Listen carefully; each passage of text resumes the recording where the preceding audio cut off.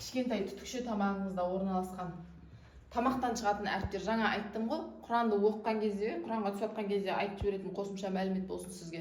Болашақта жаңағындай мына кісілердегідей фаризадағыдай қате болмас үшін алдын ала айтып жіберейін деп жатырмын.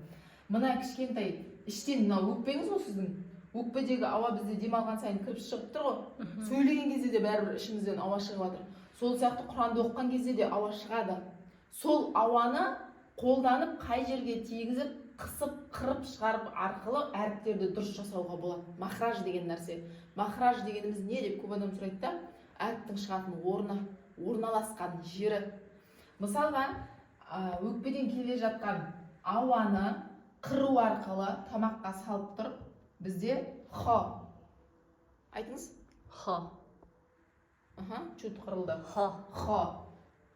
Хо. Хо. Хо. Және өзіміздің бұл әріп оп-оңай. Өзіміздің ғ қырылады кәдімгі. Ғойн. Ғойн. Именно осы әріпте маған шәкірттер мына екеуін айын ғайын деп жаттап келеді. Айын дейтін зат жоқ негізінде. Айын ғайын деп айтпаймыз. Айын ғойн. Қыру арқылы шығып жатқан. Тамақты қырдық. Тамақтың чөт үстіңгі жағына дейін алып келеміз де ауаны қырамыз. Дегенде уже айтқанда байқап тұрған шығарсың, мына жер қырылып жатыр. Дегенде де қырылып жатыр.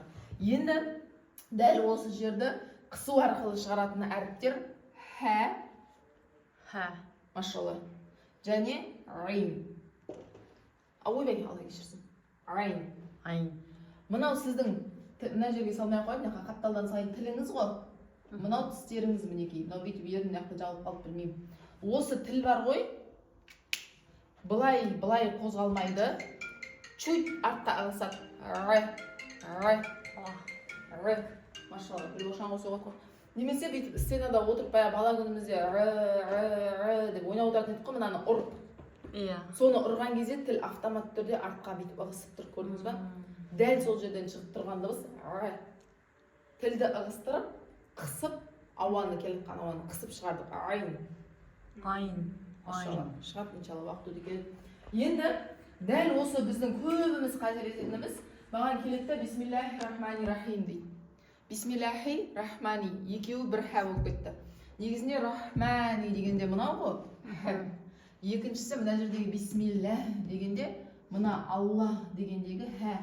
Мына ха әрпінің махражы, өкпеден келе жатқан ауа, мына ауа келе жатыр ғой.